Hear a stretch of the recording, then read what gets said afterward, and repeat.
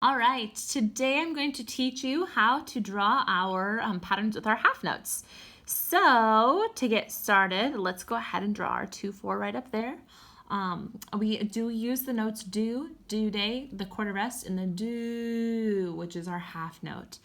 The first thing I want to teach you is the half note, and guess what, my friends? This is what's kind of nice about the half note. So you have your note stem, you have your note head, and guess what? You don't have to fill that one in.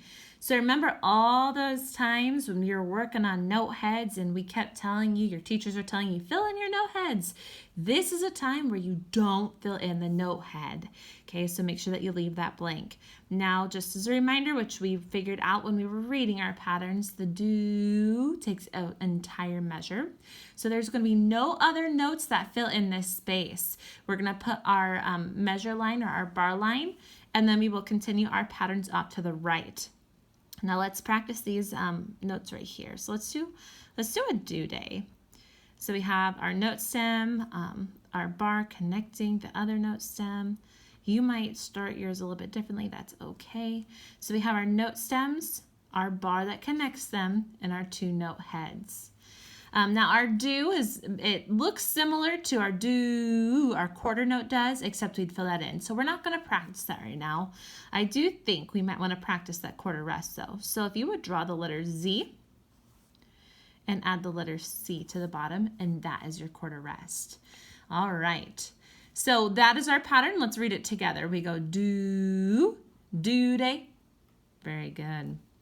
Okay, just another quick reminder, make sure that your notes look like the letter D and not the letter B. If it looks like a B, that means something else in music. So make sure that they look like this note right here.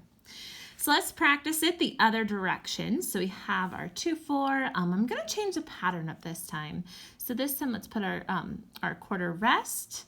And then this time let's do a quarter note. So make sure you have your note stem and then you have your note head. We're going to draw our bar line or our measure line, and then we're going to draw our half note. So what we're going to do is it's just exactly like that quarter note, except you don't fill in that note head. Okay?